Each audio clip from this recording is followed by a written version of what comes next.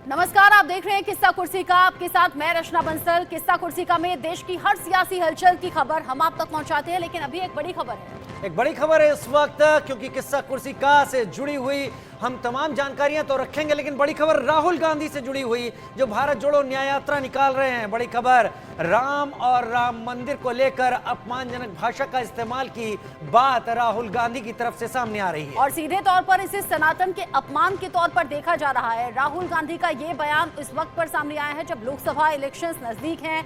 बहुत सोच समझकर बयान देना चाहिए, लेकिन राहुल गांधी जो भारत जोड़ो न्याय यात्रा में लोगों को न्याय दिलाने की बात कर रहे हैं, राम मंदिर पर राहुल ने दिया है विवादित बयान। राहुल ने फिर से एक बार सनातन का अपमान लोगों के बीच रहकर कर दिया है और सीधे तौर पर धार्मिक भावनाएं भी आहत करने का काम है।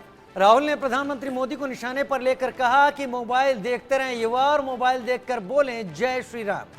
उन्होंने कहा कि जिस तरीके से युवा बरगलाए जा रहे हैं, मोबाइल में वो लोग लगे रहते हैं, घंटों का जो टाइम है उनका मोबाइल पर चला जाता है। राहुल गांधी ने एमपी के शाजापुर में ये बड़ा बयान और विवादित बयान दिया है राम मंदिर को लेकर। जिस तरीके से सुबह में खबर आई थी, टीएमसी विधायक रामेंद्र सिन्हा ने पहले राम मंदिर को लेकर विवादित टिप्पणी की, और अब जैसे जैसे वक्त आगे बढ़ा वैसे वैसे राहुल गांधी का ये बयान कह रहे हैं कि युवा मोबाइल देखकर जय श्री राम बोलते हैं और जय श्री राम के नाम पर युवाओं को भटकाने बरगलाने की कोशिश। एक बार सुनते हैं क्या कहा। वो 7 घंटे रील देखे, ये मैं चाहता हूं, और इसमें आपकी जरूरत होगी। मोदी जी ये नहीं चाहते। मोदी जी चाहते हैं मोदी जी चाहते हैं कि आप मोदी जी चाहते हैं कि आप दिन भर मोबाइल पे रहो, जय श्री राम बोलो और भूखे मर जाओ। ये है ना, तो युवा हो वो 7 घंटे रील देखे, ये मैं चाहता हूं, और इसमें आपकी जरूरत होगी। मोदी जी ये नहीं चाहते। मोदी जी चाहते हैं कि आप मोदी जी चाहते हैं कि आप दिन भर मोबाइल पे रहो, जय श्री राम बोलो और भूखे मर जाओ। ये है ना, तो युवा हो वो तरह का डीएम का वक्तव्य आया है, वी विल नेवर एक्सेप्ट जय Shri Ram and Bharat Mata. Tamil Nadu won't accept. You go and tell we are enemies of Ram. तो क्या डीएमके को किसी दूसरे पंथ के ईश्वर के बारे में ऐसा बोलने का अधिकार है? ऐसा वो बोल पाएंगे क्या? Will DMK use this kind of derogatory comment against the gods of other faith? हम सभी फेथ का सम्मान करते हैं और यही तो भारत का संस्कार है। ऋग्वेद में एकम सद विप्रा बहुधा वदन्ति, सत्य एक है, उसके जाने के मार्ग अलग अलग है। तुम अपने मार्ग से जाओ, मैं अपने मार्ग से जाऊंगा, क्योंकि ये सभी एक ही पद पर मिलते हैं जहां मैं परम सत्य, यही है ना। तो फिर पूछ रहा हूं डीएमके से और इंडिया गठबंधन के सहयोगियों से, राम को दुश्मन बताना, क्षमा करें ये शब्द मेरे नहीं है, तो क्या आपकी हिम्मत है कि अन्य पंथों के ईश्वर के बारे में इस तरह की आप अपमानजनक टिप्पणी कर सकते हैं और आपको करने दिया जाएगा? कृपया करके हिंदू सेंटिमेंट को इस तरह से अपमानित नहीं करें। रविशंकर प्रसाद खासे तल्ख और खासे तीखे अंदाज में बोलते हुए क्या कि दूसरे पंथों को लेकर आप इस तरीके के सवाल उठा सकते हैं। शैलेंद्र आनंद गिरी महाराज जी हमारे साथ इस वक्त जुड़ गए हैं। बहुत स्वागत है आपका इंडिया न्यूज में शैलेंद्र आनंद गिरी जी। विपक्ष के नेताओं की तरफ से जो कुछ भी सामने आ रहा है वो चुनावी जीत और चुनावी रार तकरार को देखते हुए एक बयानबाजी के रूप में सामने आ रहा है। रचना, इसको देखकर विपक्ष की परेशानी भी समझी जा सकती है और जनता तक पहुंचने की कोशिश भी। लेकिन राजीव, इस पर हम आगे बढ़ें, उनके बयान पर हम बात करें, कुछ हिंदू धर्म गुरु अपनी राय भी रखेंगे, लेकिन दर्शकों के लिए जानना जरूरी है कि भारत जोड़ो न्याय यात्रा, जिसमें अलग अलग जगह राहुल गांधी जा रहे हैं, आज शाम ही उन्हें उज्जैन के महाकाल मंदिर जाना था और उससे ठीक पहले ये बयान सामने आ गया है। शैलेंद्र गिरी महाराज हमारे साथ जुड़ गए हैं। शैलेंद्र जी, ये कैसे लीडर्स हैं जो अपनी सहूलियत के हिसाब से मंदिर भी जाते हैं, ईश्वर को याद भी करते हैं, लेकिन जब चुनावी भाषण होते हैं, जब वो सड़कों पर होते हैं, तो इस तरह से बरगलाने की बातें होती हैं? राहुल गांधी को सुना आपने? जय श्री राम बोलें और भूखे मर जाएं। देखिए, ये तो बड़ी विचित्र सी बात है। हम तो खाने के पहले नैवेद्य लगाते हैं, तब भी जय श्री राम बोलते हैं, तो हम भूखे नहीं मरते। रही बात सनातन का, ये जो आचरण को नहीं अपना करके आवरण को अपनाया जा रहा है, राजनीतिज्ञों के साथ में दिक्कत यही है कि वे आवरण को अपना करके अपने वोटों की राजनीति करते हैं। किंतु इतनी लंबी पदयात्रा हुई है, मैं उनसे अपेक्षा यह करूंगा कि उन्होंने इतना तो समझ लिया होगा कि सनातन धर्म इस राष्ट्र का वैभव है, इस राष्ट्र की आत्मा का नाम जय श्री राम है, श्री राम है। तो ये उन्होंने समझ लिया होगा। उन्हें इस प्रकार के बयानों से राजनीति के अंदर कोई लाभ नहीं मिलने वाला है। यदि उनको कोई ऐसी सलाह दे रहा है या उनके भोलेपन से कुछ कह रहे हो, तो ये उचित नहीं है। उधर डीएमके की भी बात हम देख रहे हैं लगातार, तो वहां का तो हमने बहुत पहले कह दिया कि United states of south India के पैटर्न पे ये लोग पता नहीं कौन सी राजनीति कर रहे हैं, अलगाववाद की राजनीति कर रहे हैं और सनातन धर्म के खिलाफ ही बोलने का। इनमें हिम्मत है तो दूसरे धर्मों के खिलाफ बोल करके दिखाए, यदि उनके अंदर कोई त्रुटि दिख रही है तो उनको दिखाए। धर्म हमेशा दर्शन का विषय होता है, प्रदर्शन का नहीं। और ये जितने भी हैं, ये प्रदर्शन करके अपनी राजनीतिक रोटी सेकने में लगातार आगे प्रदर्शन भी होता है और अपने अपने हिसाब से लोगों को लुभाने की कोशिश भी होती है, बरगलाने की कोशिश भी होती है। ये डिपेंड करता है कौन सी पार्टी के नेता क्या बोल रहे हैं। शैलेंद्र गिरी जी, आप रहिएगा हमारे साथ, चूंकि इससे पहले सुबह में भी आप जुड़े थे। अभी तो राहुल गांधी का बयान सामने आया है राजीव, लेकिन सुबह में रामेंद्र सिन्हा का बयान भी विवादास्पद है।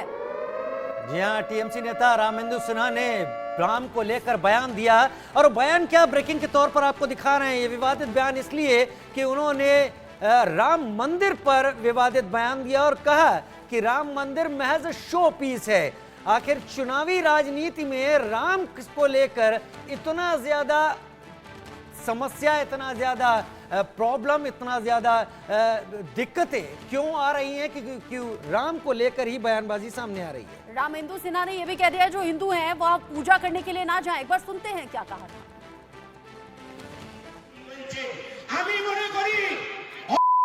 রাম মন্দিরেতে ভারতবর্ষের কোন হিন্দু যেন পূজা দিতে না যায়, ওটা একটা শপিস তৈরি হয়েছে, ওটা শুধু একটা শপিস তৈরি হয়েছে। এমনি ওই যে রাম মন্দির তৈরি হয়েছে, আমি মনে করি রাম মন্দিরেতে ভারতবর্ষের কোন হিন্দু যেন পূজা দিতে না যায়, ওটা একটা শপিস তৈরি হয়েছে, ওটা শুধু একটা শপিস তৈরি হয়েছে।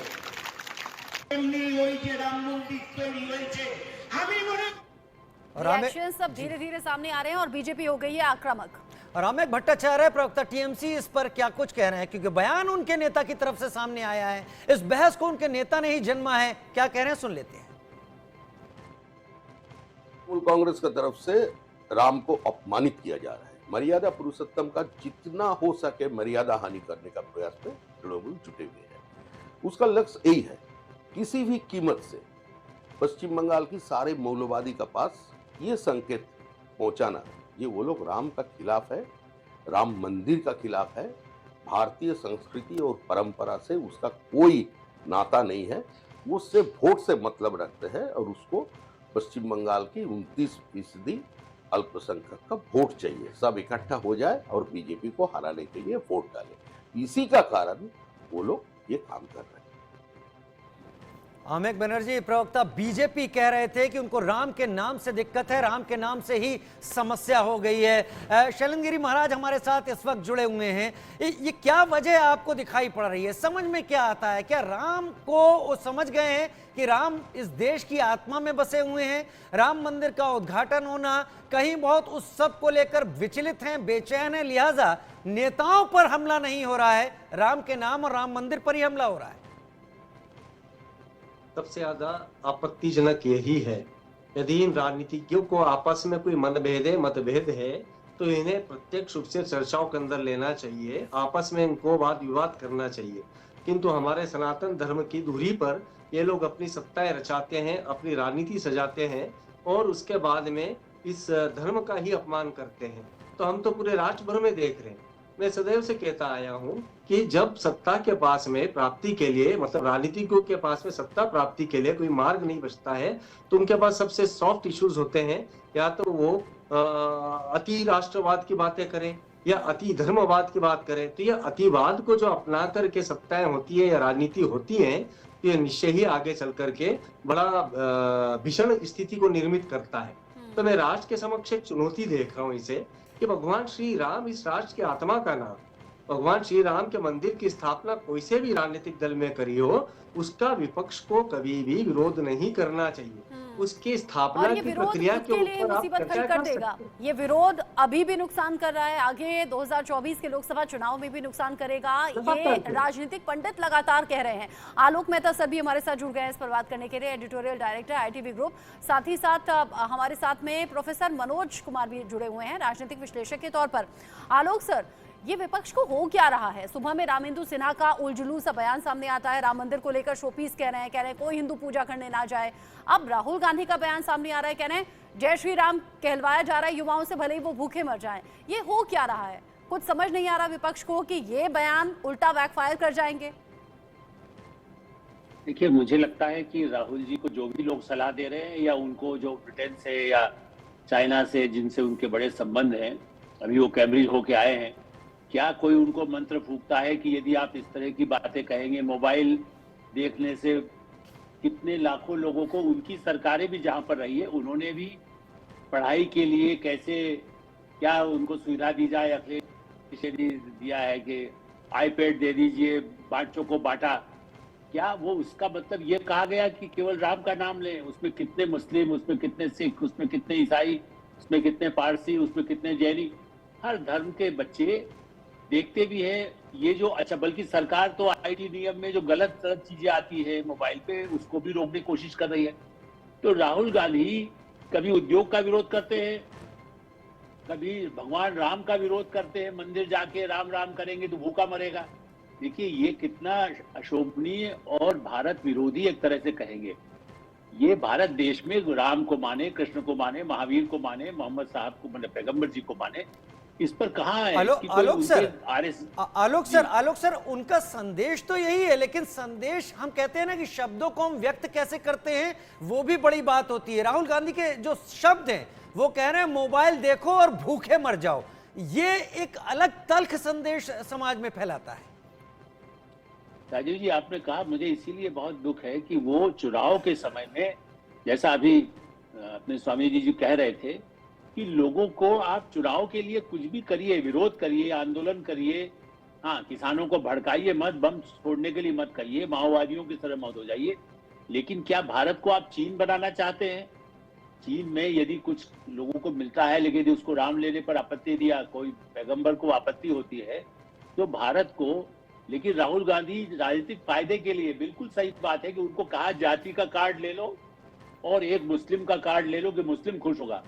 जबकि मैं अभी 5-10 मिनट पहले किसी और उस पर देख रहा था, मुस्लिम भाई जो सुल्तानपुर में है, अमेठी में है, इलाहाबाद में है, भोपाल में है, लखनऊ में है, उनमें से बड़ी संख्या में ऐसे लोग भी है जो कहते हैं साहब अच्छा काम, यदि हमें तो काम से मतलब है, सब हम अपना काम करते हैं, विकास होगा तो हम भी जिंदा रहेंगे, रोटी मिलेगा, न राम के नाम पे मिलता है, ना हम खाली अल्लाह के नाम पे मिलता है।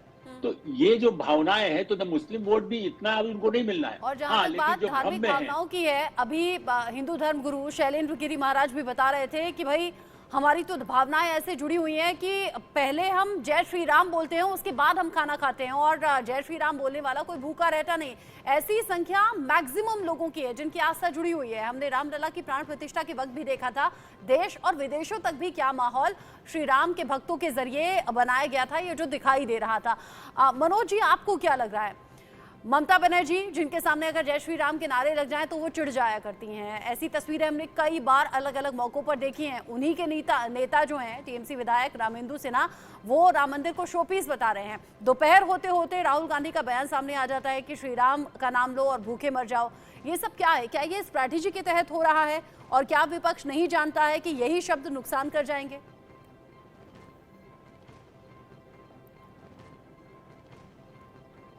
अनम्यूट कीजिए खुद को, मनोज जी।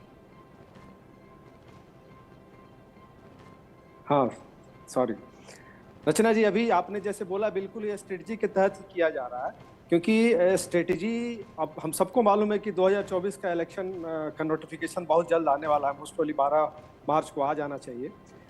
तो मुझे लगता है कि उसी को ध्यान में रखते हुए, चूंकि पहले जब राम मंदिर का जब निर्माण हुआ उस समय इसका पॉलिटिसाइजेशन जिस प्रकार से लोग करने की कोशिश किया, लेकिन खास करके जो अभी जो रूलिंग पार्टी है उसने उस चीज़ को फोकस न रख के बिल्कुल अपने कार्यों को लेके आगे आए। लेकिन अभी जिस प्रकार से, चाहे राहुल जी की जो न्याय यात्रा चल रही है, इवन वेस्ट बंगाल की जो घटनाएं जिस प्रकार से निकल के आ रही है, तो पूरा देश इस समय राममय तो हो चुका है, और साथ साथ जब ये लोग ग्राउंड पे जा रहा है तो उन्हें वहां पे वो सपोर्ट नहीं मिल रही है, जिसका कारण है कि ये लोग इस तरीके का स्टेटमेंट दे रहे हैं। अभी हमारे इसके पहले पूर्व वक्ता जो बोल रहे थे कि ये जो वोटिंग परसेंटेज का जो खेल है, जो इनको पता है कि हमें किस तरीके से जो एक खास वर्ग है उसको डरा के, उसके पॉजिटिव, उसके हिसाब से उसको क्या कान को अच्छा लगेगा वो ऐसी बातें बोल के उसका वोट हम कैसे कन्वर्ट करा ले, तो इस तरीके के स्टेटमेंट और भी आएंगे। और अगर पिछला चुनाव का भी अध्ययन करें, चाहे 2019 का चुनाव हो, 14 का चुनाव हो, अगर उस समय का अगर आपके पास फुटेज हो, तो ये ऐसा नहीं है कि फर्स्ट टाइम इस तरीके का स्टेटमेंट आ रहा है। उस समय तो मोदी जी के बारे में बहुत सारी चीजें बोली गई, मौत का सौदागर से लेके और पनौती तक, आखिरी वर्ड पनौती यूज किया गया। तो मुझे लगता है अभी रिसेंटली, अभी जिस प्रकार से अभी पटना के गांधी मैदान में जिस प्रकार से लालू जी ने जो स्टेटमेंट दिया है, उसको कोई भी सभ्य समाज और खास करके आज का जो युवा राजनीतिक वर्ग है वो कहीं से एक्सेप्ट करने को तैयार नहीं है।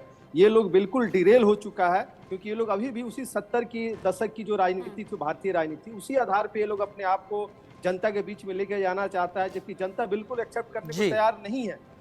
जी, पवन सिन्हा जी भी हमारे साथ इस वक्त शामिल हो गए हैं हिंदू धर्म गुरु के तौर पर।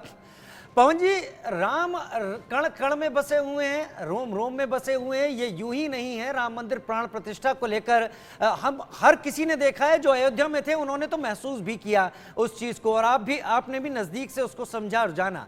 विपक्ष आखिर क्यों अपने विरोध के नाते भगवान राम के नाम को एक हथियार की तरह इस्तेमाल कर रहा है और लगातार अपमानजनक भाषा के तौर पर इस्तेमाल कर रहा है? क्या वो समझ नहीं रहा कि ये चीजें विपक्ष के लिए रास्ता मुश्किल बनाएंगी, आसान नहीं करेंगी?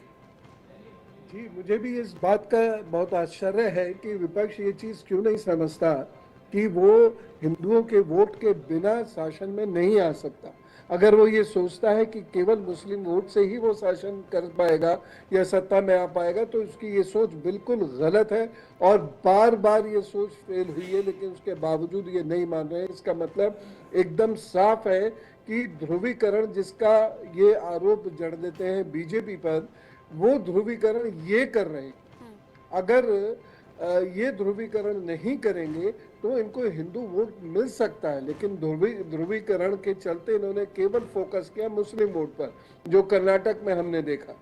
तो इस वजह से इनको ये बहुत भारी होगा, और इस वक्त एक जो फरवर है जनता का, उसे समझने की जरूरत है, और वो निश्चित रूप से एक ऐसा जो जनमानस में, जिसमें मुस्लिम भाइयों को भी शामिल करूंगा, जनमानस में श्री राम मंदिर के प्रति कोई भी विरोध नहीं है, बल्कि हम सब बहुत गौरवान्वित हैं। पूरी दुनिया में हमारा नाम गया है, और ऐसे में यदि यहाँ के कुछ लोग उनके विरुद्ध बोलेंगे या मंदिर के विरुद्ध बोलेंगे, तो वह निश्चित रूप से वो, यानी कि सीधे तौर पर जो बीजेपी कहती है धर्म के नाम पर बांटने का काम विपक्ष कर रहा है।